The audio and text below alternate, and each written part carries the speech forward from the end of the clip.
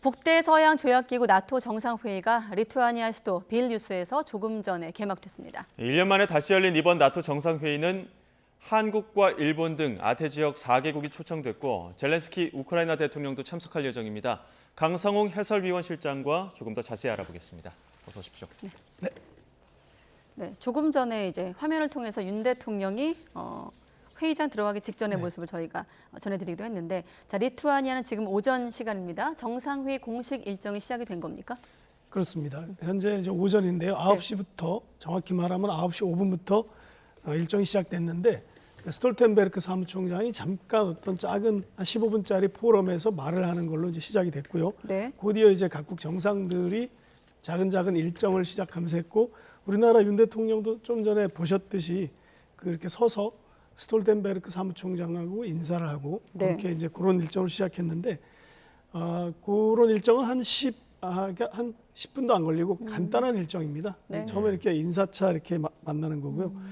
이게 지금 31개 나토 회원국 정상이 다 참석했고, 그다음에 이제 아시아 태평양 지역에서 한국, 일본, 호주, 뉴질랜드 4개국이 특별히 또 초청이 됐습니다. 네.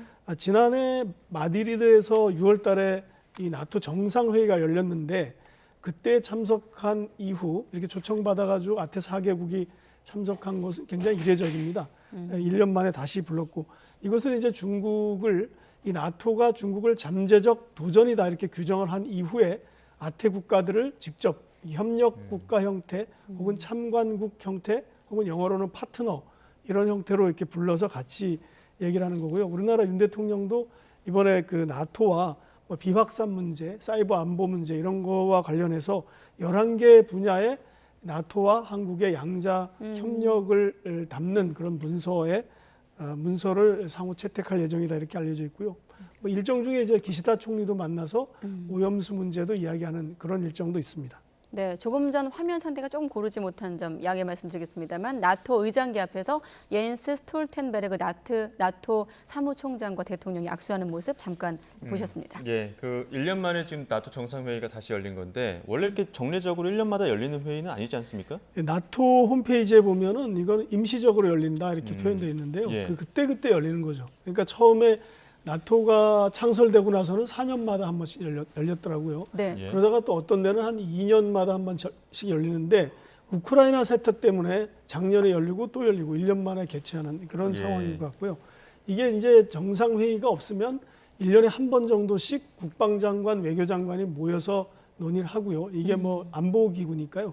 그 다음에 이제 평소에는 대사들이 거기에 모여가지고 대사들이 이렇게 간단한 일상적인 업무를 보는 그런 상황인데, 네. 이번에 열린 장소가 굉장히 특이합니다. 리투아니아 수도 빌뉴스라고 말씀해 주셨는데, 네. 빌뉴스는 우리가 많이 알고 있는 그 벨라루스에서 127km밖에 떨어지지 않은 굉장히 가까운 거리입니다. 그리고 이제 러시아와도 굉장히 가까운, 그러니까 러시아와 굉장히 가까운 그 위치에 나토의 31개국 정상들이 모두 모이고 지금 이 지도인데요. 예. 그리고 이제 아태 지역 4개국, 한국, 일본, 호주, 뉴질랜드도 모이고, 또 여기에 지금 우크라이나의 젤렌스키 대통령도 참석할 예정이고요. 그다음에 저 위에 노란 색깔로 표시된 스웨덴 총리도 현재 와 있습니다. 그러니까 이 러시아에 어떻게 보면 반대하는 국가들이 대부분 러시아의 국경 가까운 곳에 총 집결해 있다 이렇게 보면 될 것 같습니다. 네, 친러 국가인 벨라루스 국경에서 127km 떨어져 있는 빌뉴스에서 열리고 있는 나토 회의. 말씀하신 대로 바이든 대통령, 윤 대통령, 또 젤렌스키 대통령까지 참석한다고 하니까 경호도 좀 궁금합니다. 네, 굉장히 그 경호가 삼엄한데요.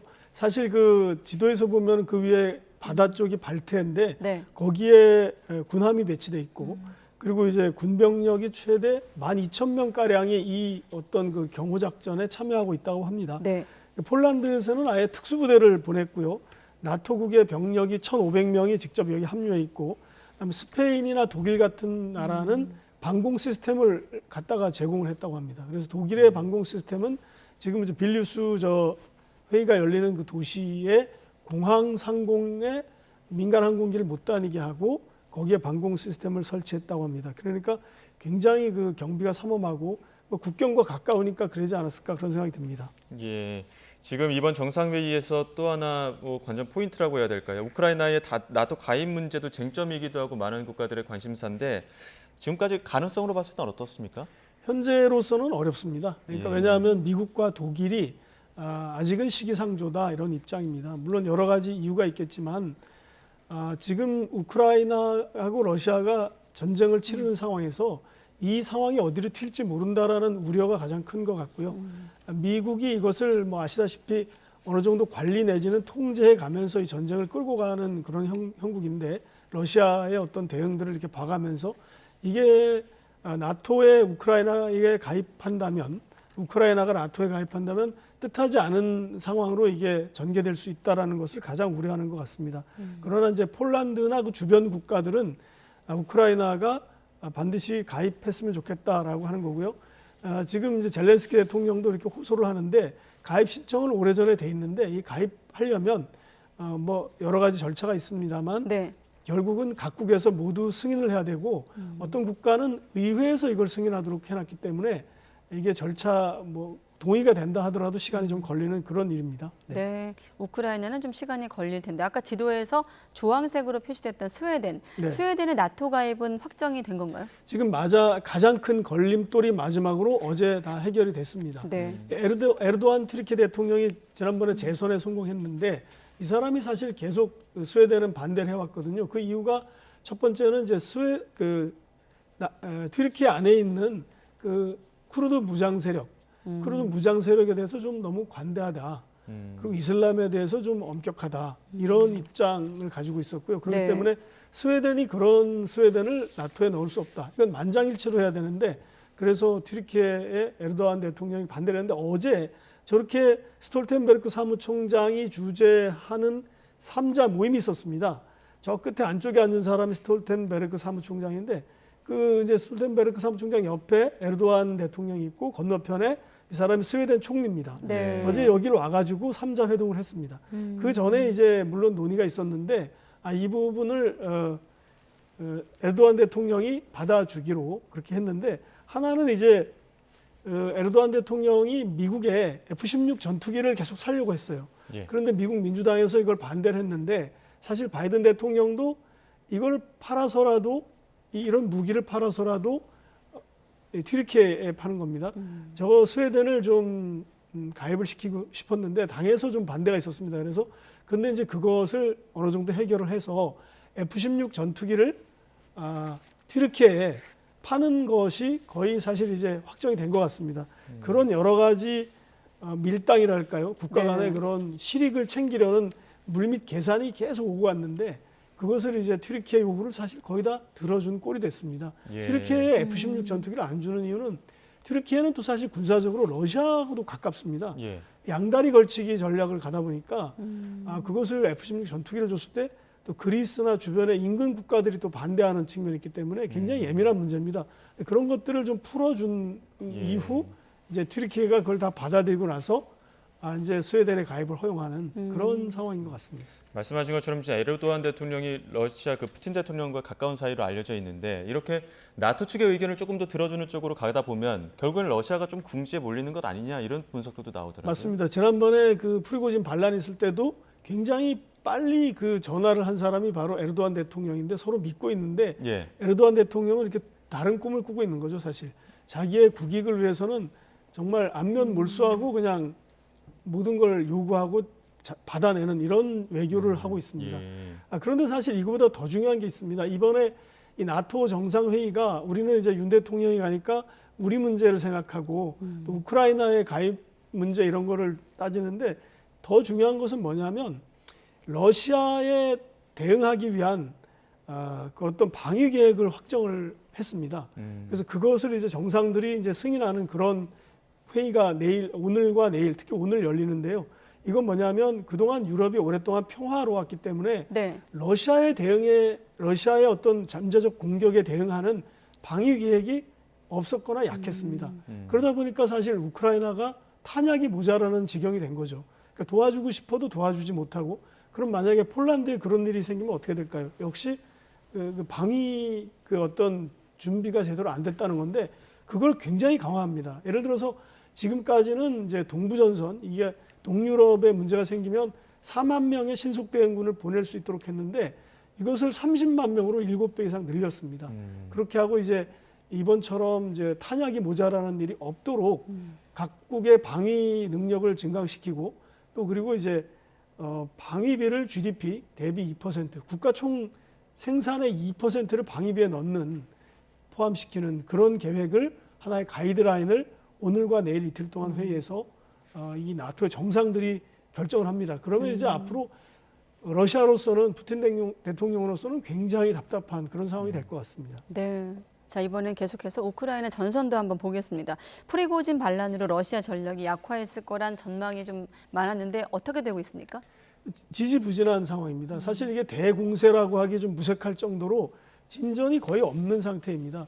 바흐무트라는 격전지를 우리가 알고 있는데 거기서 프리고진 그 용병들이 빠졌는데도 불구하고 지난 일주일 동안 우크라이나가 계속 공세를 했지만 새로 확보한 지역은 4제곱킬로미터, 가로 세로 2km 정도의 땅밖에 찾지 못했습니다. 그러니까 굉장히 그 대반격이라고 하기에는 별 진전이 없고요.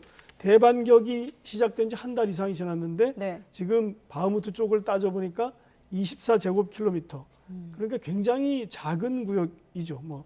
5km 곱하기 5km가 25제곱킬로미터인데 굉장히 그 많이 확보하지 못했고요. 근데 이런 것이 정말 러시아군이 사실 우크라이나군이 봄철 대반격이라는 말을 하지 않았습니까? 네. 근데 그 이후에 이게 늦어져 가지고 러시아군이 사실 대비를 많이 했다 이런 평가도 나오고 있습니다. 그렇기 때문에 진전이 늦어지는데 화면을 보면은 뭐 이렇게 중장비를 동원해서 땅을 파놨다든지 참호를 많이 만들어 놨다든지 아니면은 이제 뭐 함정을 파놨다든지 혹은 어떤 그 방어용 철제 구조물을 굉장히 많이 만들어서 뿌려놨다든지 지뢰를 묻어놨다든지 이런 것들이 많아가지고 현장에서 우크라이나군이 이렇게 진격해 나가기가 굉장히 어렵고요. 또 이게 프리고진이 반란을 일으켰는데도 이게 별로 진전이 없는 걸로 봐서 우크라이나의 어떤 그 전력이 그렇게 강하지 않다 이렇게 판단할 수 있을 것 같습니다. 네. 러시아 내부에서는 조금 화해 무드가 보이는 것 같습니다. 푸틴 대통령이 프리고진을 만났다는 소식도 있고 네. 또 그 프리고진 사퇴를 요구했던 게라시모프 참모총장도 다시 모습을 드러내서 아무렇지 않게 또 공개석상에 나왔다고요? 예, 이게 사실 해석이 참 어려운 대목인데요. 그러니까 이제 서양의 분석가들의 말을 보면은 프리고진의 반란을 제압한 건 맞고요. 그리고 이제 어제 그 크렘린궁에서 밝혔는데 지난 29일 날 그런데 이 반란의 수괴라고 할 수 있는 프리고진을 직접 푸틴 대통령이 만났다라고 했습니다. 29일이면은 그 반란이 24일 날 일어났는데 5일 뒤에 진압하고 만났다라는 건데요.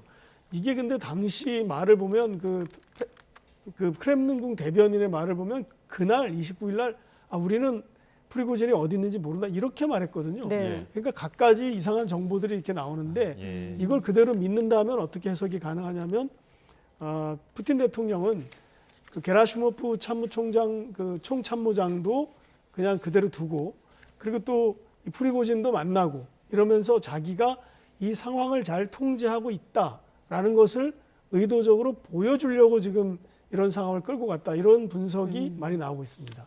네, 알겠습니다. 강성호 해설위원 실장과 알아봤습니다. 네, 잘 들었습니다.